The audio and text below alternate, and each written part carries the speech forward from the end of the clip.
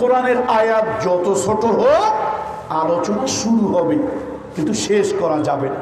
বলেন না তো আল্লাহু আকবার। আল্লাহ তাআলা কোরআনুল কারীমের ভিতরে বলেন, قل لو كان البحر مدادا لكلمات ربي لنفد البحر قبل أن تنفد كلمات ربي ولو جئنا بمثله مددا।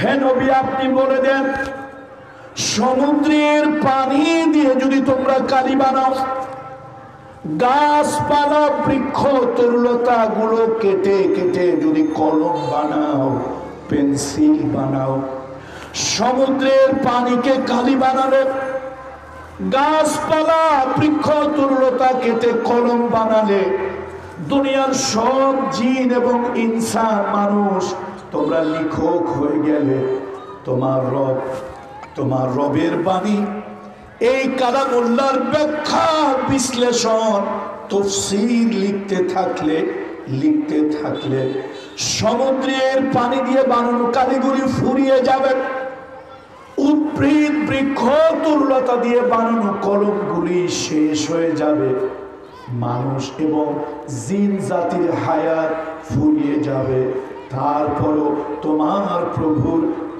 বাণী লেখা শেষ হবে না। আল্লাহু আকবার। এটা হলো কোরআনুল কারীমের মুজিজা।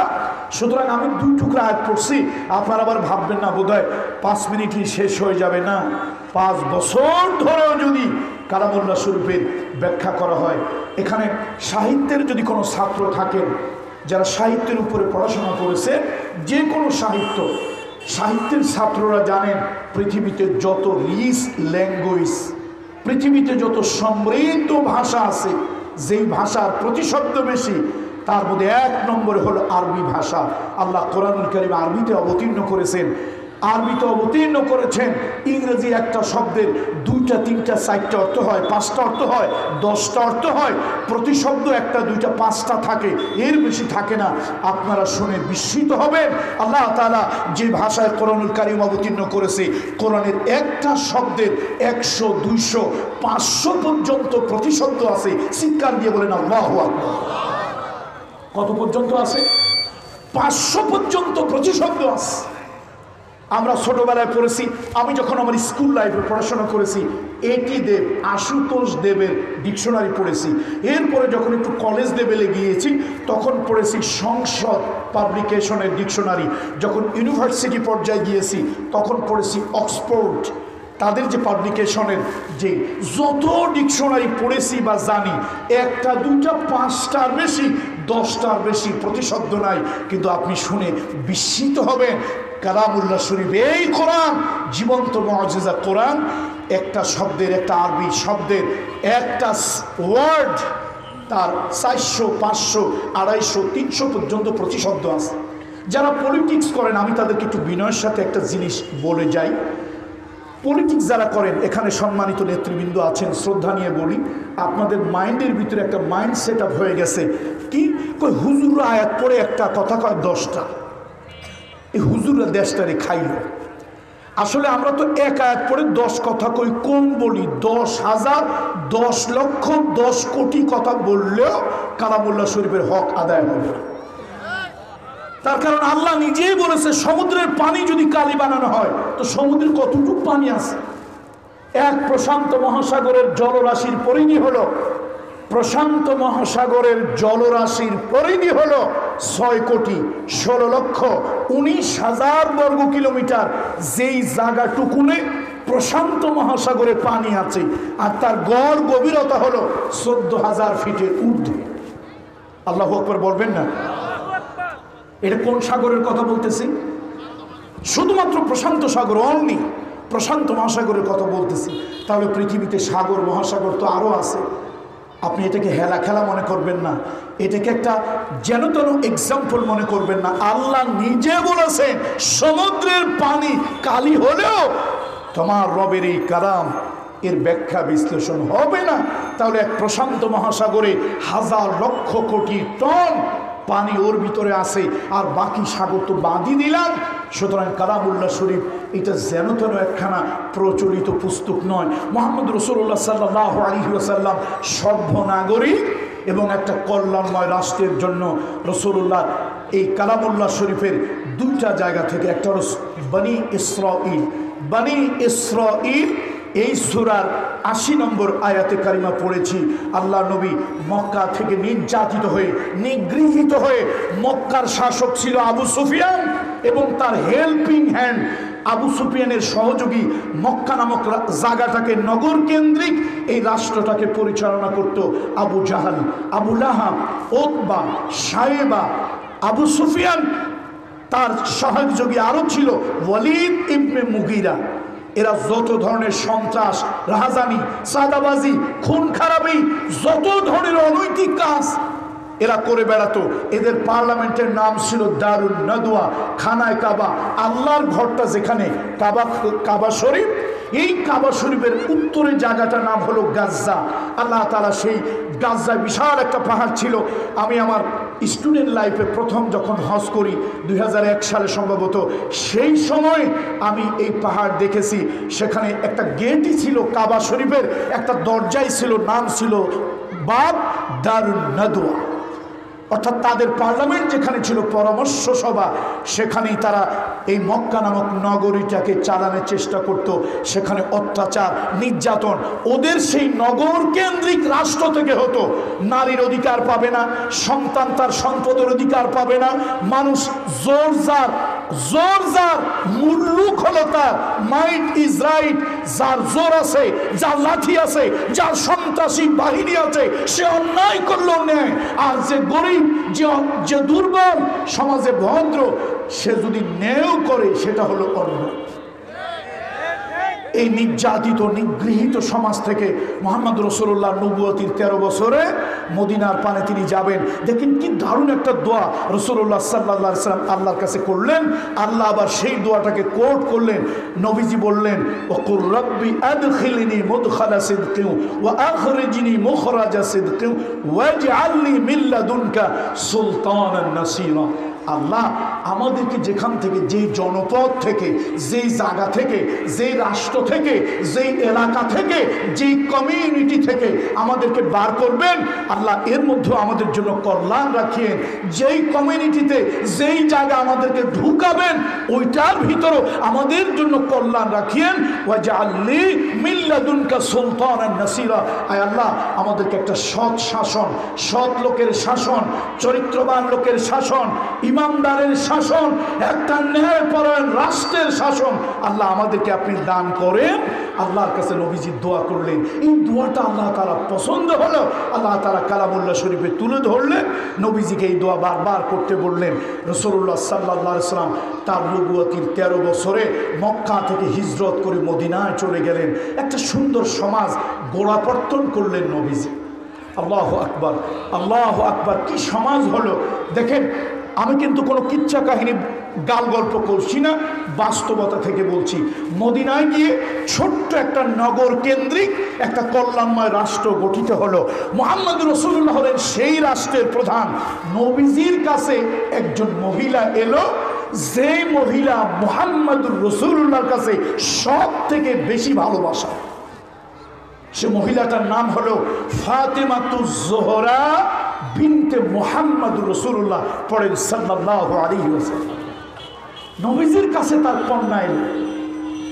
আল্লাহ নবী ও পর্দার মহিলারা, আল্লাহ নবী মেয়েদেরকে ইজ্জত করেছেন, রাসূলুল্লাহ মেয়েদেরকে সম্মান করেছেন। আল্লাহ নবী সব থেকে বেশি ভালোবাসতেন তার কন্যাদেরকে। সুবহানাল্লাহ। নবীজির সব থেকে বেশি ভালোবাসার নারী ছিল। আল্লাহ নবী যেই মহিলার ভালোবাসার কাছে দুর্বল ছিলেন, তিনি হলেন মা খাদিজা। মা খাদিজা ইন্তেকালের পর, মা খাদিজা মারা যাওয়ার পর আল্লাহ নবী একটা মহিলার ভালোবাসায় আটকে গিয়েছিলেন। সেই মহিলা আর কেউ নয়, নবীজির নিজের কন্যা ফাতেমাতুজ জোহরা। আল্লাহ নবী তারে এত ভালোবাসতেন, আল্লাহ নবী তারে এত ভালোবাসতেন।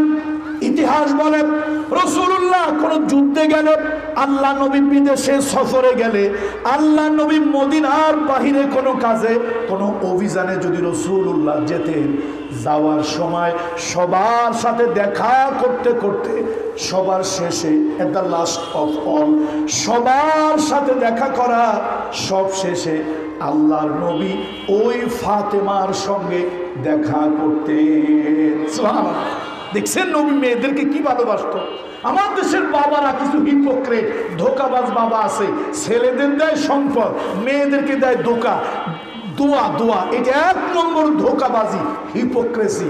হাজী সাহেব হন, মৌলানা সাহেব হন, ইচ্ছে করে যারা ইনটেনশনালি যারা মেয়েদেরকে ঠকান, ছেলেদেরকে সম্পদ দেন, মেয়েদেরকে শুধু দোয়া দিয়ে বিদায় দেন, এই বাবারা কিয়ামতে আল্লাহর আদালতে বিচারের কাঠগড়ায় দাঁড়াবে।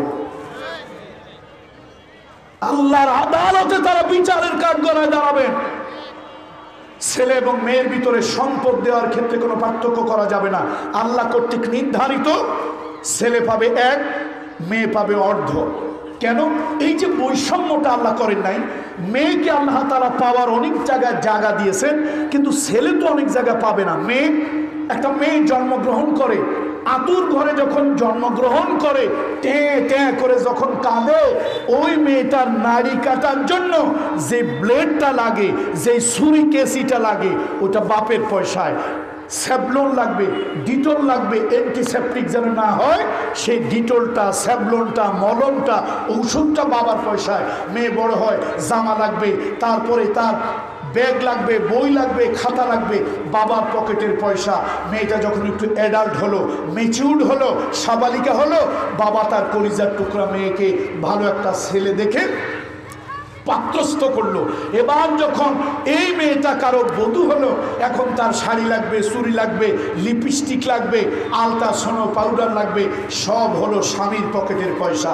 এই মেয়েটা আস্তে আস্তে বড় হলো, জীবন যাপন করতে করতে এক সময় সে বার্ধক্যে চলে গেল।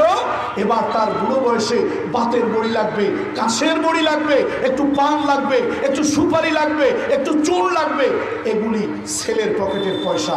তাহলে নারীকে আল্লাহ তাআলা কোনো খরচ নারীর জন্য আল্লাহ তাআলা রাখেননি। নারীর এক জীবনের পয়সা বাপের পকেটে, আর এক জীবনের পয়সা স্বামীর পকেটে, আর এক জীবনের পয়সা সন্তানের পকেটে। এরপরও আল্লাহ তাআলা সন্তানের কাছে হক রেখেছে মায়ের জন্য, ভাইয়ের কাছে হক রেখেছে বোনের জন্য, বাপের কাছে হক রেখেছে মেয়ের জন্য, দাম্পত্য জীবনের সাথী স্ত্রী তার হক আল্লাহ তাআলা রেখেছে স্বামীর কাছে। এরপরও আল্লাহ তাআলা সম্পদ দিয়েছে। এই সম্পদ মর্যাদার কারণে নয়, তার সোশ্যাল সিকিউরিটি। এটাকে বলতে পারেন আমাদের দেশে কি যেন আছে না, ইন্স্যুরেন্স আছে না আমাদের দেশে। এটা হলো আল্লাহর পক্ষ থেকে মহিলাদের জন্য ইন্স্যুরেন্স। ভাইকে দিলাম 1, তোমাকে দিলাম অর্ধেক, তোমার ঠকাইলাম না, কিন্তু তোমার এটা হলো সোশ্যাল সিকিউরিটি, তোমার ইন্স্যুরেন্স। তোমার তো খরচ নাই, খরচ কার? বাপের, স্বামীর, ছেলে। রাসূলুল্লাহ সাল্লাল্লাহু আলাইহি ওয়াসাল্লাম কল্যাণ একটা রাষ্ট্র করছেন। কথা কি শুনতেছেন আপনারা? আমার রাসূলুল্লাহর কাছে সব থেকে তার বেশি ভালোবাসার কন্যা, যে মহিলাকে নবীজি হৃদয় দিয়ে ভালোবাসেন, যাকে দেখলে রাসূলুল্লাহ চোখ জুড়িয়ে যায়, সেই ভালোবাসার কন্যা ফাতেমাতুজ জোহরা নবীজির কাছে এলো। আল্লাহ নবীর কাছে এসে বলতেছে, আব্বা আমার একটা চাকরানির ব্যবস্থা করে দেন, আমাকে একটা চাকরানির ব্যবস্থা করে দেন আব্বা। আমাদের দেশে হলো পাটের দড়ি, আমাদের দেশে লাইলনের দড়ি। আচ্ছা, সৌদিদের কিসের দড়ি ছিল বলেন তো? তাদের পাটের দড়ি ছিল না, লাইলনের দড়ি ছিল না, তারা খেজুর গাছের ছোবড়া দিয়ে দড়ি পাকাতো। সেই দড়ি বালতির সাথে বেঁধে দিয়ে কুয়ার মধ্যে ফেলে পানি তুলত। নবীজির সব থেকে ভালোবাসার কন্যা, আল্লাহু আকবার, আল্লাহু আকবার, যাকে বলা হয় খাতুনে জান্নাত, সাইয়্যিদাতুন নিসা, জান্নাতের সকল মহিলাদের নেত্রী যিনি হবেন, ফাতেমাতুজ জোহরা নবীর কাছে এসে কাঁদতেছে। একটা নতুন রাষ্ট্র, ভালো করে শোনেন, একটা নতুন রাষ্ট্র, সেই রাষ্ট্রের প্রধান হলেন মুহাম্মদ রাসূলুল্লাহ সাল্লাল্লাহু আলাইহি ওয়াসাল্লাম। আর তার কন্যা এসে নবীজির কাছে আবদার করেছে, আব্বা আমার একটা কাজের লোক লাগবে। কেন? এই যে সকালবেলায় আমি খেজুরের ছোবড়া দিয়ে পাকানো রশি, সেই রশি বালতিতে করে কুয়ার মধ্যে ফেলি, 3-4-5 বালতি পানি তুলি, আমার হাতটা লাল হয়ে যায়। আগেকার দিনে তো আটা পাওয়া যেত না, আগেকার দিনে বাজার থেকে গম আনতে হতো, ওটা পাটায় পিষে, তারপরে পাথরে পিষে, জাতায় পিষে, তারপর ওটাকে আটা বানানো হতো। আব্বা আপনার জামাই জব আনে, তারপরে হলো গম আনে, সেগুলো পাটায় পিষে আটা বানিয়ে রুটির জন্য খামি তৈরি করি। আব্বা আমার খুব কষ্ট হয়, আমার মন চায় আমি ইশরাকের নামাজটা পড়ি, আওয়ামিনের নামাজটা পড়ি, চাষতের নামাজটা পড়ি, তারপরে আমি 5 ওয়াক্ত নামাজ এহতেমামের সাথে পড়ি, সূরা মুলক, সূরা ইয়াসিন, এই সূরাগুলি আমি পড়ি। আব্বা সংসারের কাজে আমি করতে পারি না, আব্বা আপনি আমাকে একটা কাজের বুয়ার ব্যবস্থা করে দেন। নবজির মুখখানা মলিন হয়ে গেল, চোখের কোণায় বিন্দু বিন্দু পানি চলে আসলো। তার কারণ হলো এই মেয়েটাকে মা খাদিজা ইন্তেকালের পর আল্লাহ রাসূল সব থেকে বেশি ভালো এই মেয়েটাকে বাসেন। মেয়েটা রাসূলুল্লাহর কলিজার টুকরা। নবীজির মুখখানা মলিন, আল্লাহর হাবিবের চোখের কোণায় মুক্তর মতো 2 ফোঁটা অশ্রু। নবীজি বলছেন, মা আমি একটা নতুন রাষ্ট্রের দায়িত্ব হাতে নিয়েছি, এখন পর্যন্ত এতিমের ঘরে খাবার পৌঁছাতে পারিনি, বিধবার ঘরে খাবার পৌঁছাতে পারিনি, কন্যাদায়গ্রস্ত পিতা মাতার খোঁজ নিতে পারি নাই। অনেক মানুষ ঋণ করে তার জীবন জীবিকার জন্য ঋণ করে, আমাদের দেশের দরবেশ বাবার মতো মারি দেওয়ার জন্য ঋণ করে না। দরবেশ বাবা হাজার হাজার কোটি টাকা লোন করছে, এটা কি সে খাইয়া বাঁচার জন্য নাকি বিদেশে টাকা পাচার করার জন্য? এটা মানুষের কি লাগে রে ভাই, কি লাগে? এক মন্ত্রী তো বিদেশে 350 না 55টা বাড়ি করছে, চিন্তা করছে। সে এমনকি আলাদিনের সেরা ঘাটে পেল যে 300-350 বাড়ি করলো। কি দিয়ে করলো? দেশের টাকা, জনগণের টাকা, রাষ্ট্রের টাকা। যখন রাষ্ট্রের দায়িত্বশীলরা যখন মেরে খায়, ওই রাষ্ট্র থেকে আল্লাহর রহমত আর বরকত উঠে যায়। এ ব্যাপারে হাদিস আছে, আমি বলি। বন্ধুরা আমার, কার কাছে কে আসছে? কথা কি আমার বুঝতেছেন? আমার তো গলা ভাঙ্গা, কথা কি বোঝা যাচ্ছে? ফাতেমা রাদিয়াল্লাহু তাআলা আসছে কার কাছে? তার বাবার কাছে। বাবাকে মুহাম্মদ রাসূলুল্লাহ, রাষ্ট্রের প্রধান। নবীজি বলছে, মা গো, কত গরিব মানুষ জীবনের তাগিদে, পেটের তাগিদে কিছু লোন করছে, ঋণ করছে, সেই ঋণ পরিশোধ করতে পারে নাই, মারা গেছে। আমি রাষ্ট্রীয়ভাবে ঘোষণা দিয়েছি এই জাতীয় ঋণ বাইতুল মালে আমার কাঁধে আমি তুলে নিয়েছি, এখন পর্যন্ত সেই ঋণগুলো পরিশোধ করতে পারি নাই। মা, এখন পর্যন্ত বিধবার ঘরে আমি খাবার পৌঁছাতে পারি নাই। আমার কন্যাকে আমি এই পরিস্থিতিতে, এই সিচুয়েশন, এমতো অবস্থায় আমি আমার কন্যাকে একটা চাকরানির ব্যবস্থা করে দিতে পারি না। আল্লাহু আকবার। ফাতেমাতুজ জোহরা একটু মনটা খারাপ করে চলে যাচ্ছে। একটা কল্যাণময় রাষ্ট্র কেমন করে হয়? রাষ্ট্র তো কল্যাণময় তখন হতে পারে যখন রাষ্ট্রের প্রত্যেকটা পয়সা হেফাজত হয়, রাষ্ট্রের কর্মচারীরা যখন রাষ্ট্রের অনুগত হয়, জনতার প্রতি দরদ নেয়। রাসূলুল্লাহ সাল্লাল্লাহু আলাইহি ওয়াসাল্লামের কাছে একজন সাহাবী আসলেন, আল্লাহ রাসূলের কাছে একজন সাহাবী এলেন। সাহাবীর নাম হলো আবু যর। বলেন তো সাহাবীর নাম কি? এটা সবাই বলেন না, সাহাবীর নাম কি? আবু যর। তিনি একজন দরবেশ সাহাবী। তার ব্যাপারে একটা কবিতা আছে, হযরতে আবু যর গিফারি উম্মতে খৈরুল বাশার, জিন্দেগি মে না বানায়া আপনা ঘর। এই সাহাবীর ব্যাপারে কথা আছে, তিনি এতটাই দরবেশ বুজুর্গ ছিলেন যে দুনিয়া ত্যাগ করতেন, তিনি দুনিয়াকে ভোগ দখল করতেন না। সাহাবীর নাম কি আবার একটু বলেন না প্লিজ, প্লিজ বলুন। আবু যর গিফারি। বলেন রাদিয়াল্লাহু তাআলা, বলেন না রাদিয়াল্লাহু তাআলা আনহু। সেই সাহাবী রাসূলুল্লাহর কাছে এসে বলছে, ইয়া রাসূলুল্লাহ, আপনি তো রাষ্ট্র দায়িত্ব পাইছেন, আপনি তো রাষ্ট্রের প্রেসিডেন্ট হয়েছেন, ইয়া রাসূলুল্লাহ, আপনি আমার একটা চাকরি দেন। আমার কথা বলতে আপনারা বুঝতেছেন না? কে আইসা চাকরি চাইছে নবীজির কাছে? আবু যর গিফারি। কেমন সাহাবী তিনি? একটু দরবেশ টাইপের, কি মানে দুনিয়ার খোঁজ খবর একটু কম। যেমন আরেকজন সাহাবী ছিলেন আবু দরদা, সবাই একটু দিলের থেকে ভক্তি শ্রদ্ধা নিয়ে পড়েন রাদিয়াল্লাহু তাআলা আনহু।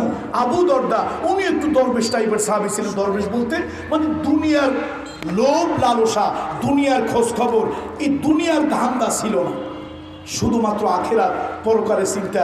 সাহাবী এসে নবীজির কাছে বলছি, ইয়া রাসূলুল্লাহ, আপনি রাষ্ট্রের প্রধান, আপনি আমার একটা চাকরি দেন। আচ্ছা বলেন তো, আমার সরকার যদি ক্ষমতা আসে তো আমি একটা চাকরি চাইবো না ভাই?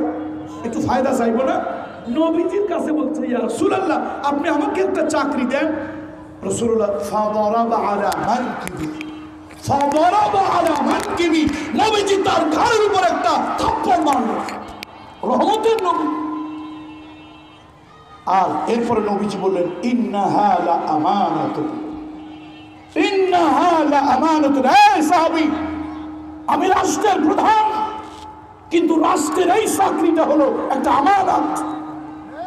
কিয়ামতের ময়দানে আল্লাহর কাছে এই আমানতের জবাবদেহি করতে হবে। যারা নাকি এই আমানতের জবাবদেহিতা করবে না, রাষ্ট্রের চাকরি করে, রাষ্ট্রের জনগণের পয়সায় বেতনে চলে, রাষ্ট্রের পয়সায় গাড়ির তেল হয়, রাষ্ট্রের পয়সায় সে গাড়িতে দৌড়ায়, বেতন পায়, ভাতা পায়, কিন্তু সে রাষ্ট্রের সাথে গাদ্দারি করে, জনগণের সাথে গাদ্দারি করে। আল্লাহ রসুল সাল্লাল্লাহু আলাইহি সাল্লাম বলেছেন, এই জাতীয় গাদ্দারদের কিয়ামতের ময়দানে লিকুল্লি গাদ্দারিন লেওয়াউন, কিয়ামতের ময়দানে এই গাদ্দারদের একটা পতাকা আল্লাহ তাআলা দেবে। আমাদের দেশে যেরকম বাংলাদেশের পতাকা আছে, ইন্ডিয়ার পতাকা আছে, মালয়েশিয়ার পতাকা আছে, বার্মার পতাকা আছে, সৌদি আরবের পতাকা আছে। নবীজির হাদিস, রহমতের নবী মুহাম্মদ রাসূলুল্লাহ বলেছেন, লিকুল্লি গাদ্দারিন লেওয়াউন, প্রত্যেক গাদ্দারের জন্য আল্লাহ তাআলা একটা পতাকার ব্যবস্থা করবেন। আর যেই গাদ্দার যত বড় হবে তার পাছার মধ্যে, হাদিসের ভাষা, পাছার মধ্যে এই গাদ্দারের পতাকাটা লাগিয়ে দেওয়া হবে। লোকেরা দূর থেকে দেখবে আর বলবে, হাদা গাদ্দারুন ফুলান, হাদা গাদ্দারুন ফুলান। আর এ তো আমার ওই রংপুরের অমুক গাদ্দার, এ তো বগুড়ার অমুক গাদ্দার, রাষ্ট্রের পয়সা খেয়েছে, জনগণের রেভিনিউ ট্যাক্সে চলেছে, অথচ জনগণের হক নষ্ট করেছে, জনগণের বুকের উপরে বুলেট মেরেছে, জনগণের অধিকার নষ্ট করেছে, জনগণের রাষ্ট্রের সম্পদ পাচার করেছে। এদেরকে হাদিসের ভাষায় কি বলা হয়েছে? কি বলা হয়েছে? গাদ্দার।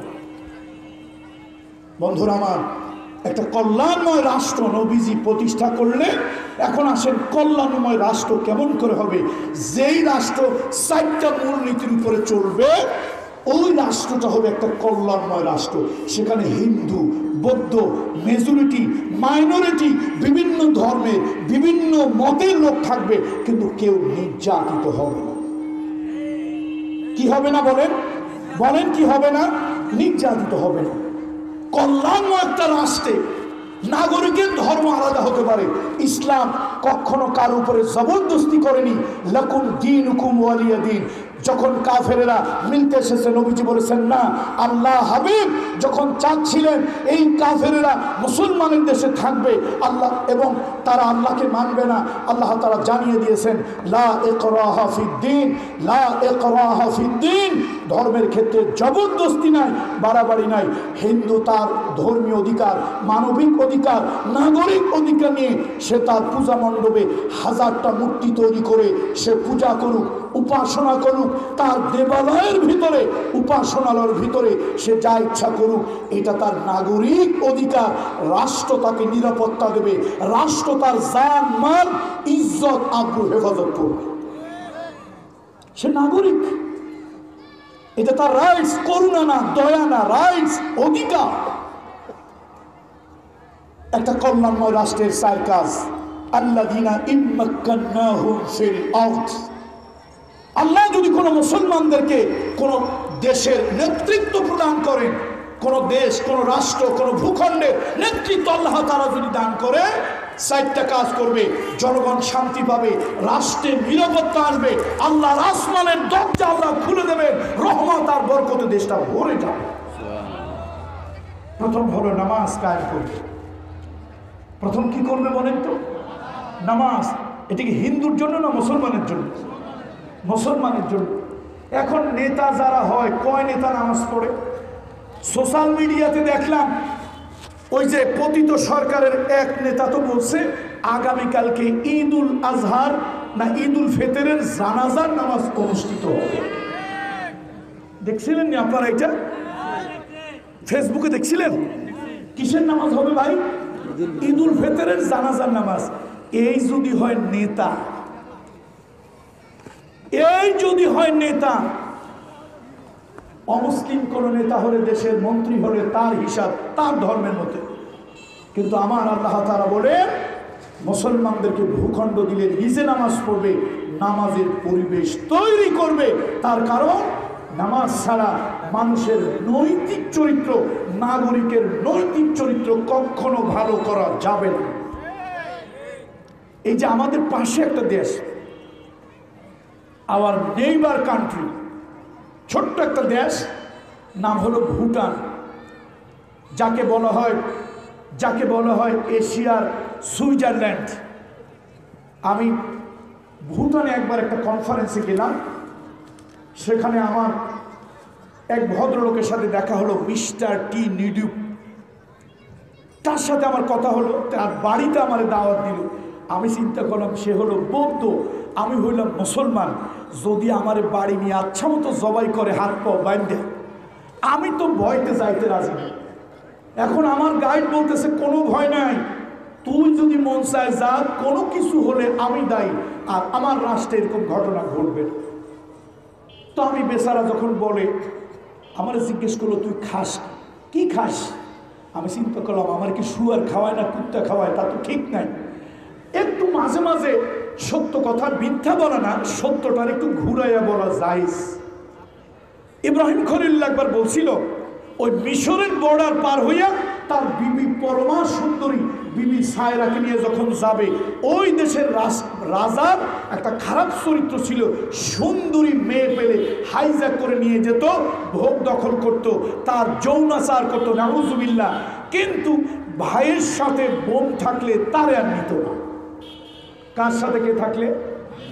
ইব্রাহিম খলিলুল্লাহকে বর্ডারের লোকেরা ধরে ফেললো।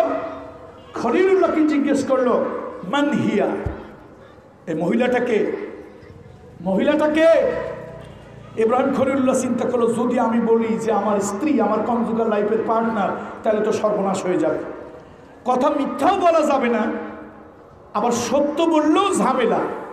শেষে তিনি একটু ঘুরায় বললেন হিয়া উখতি, সে আমার এক ধরনের বোন।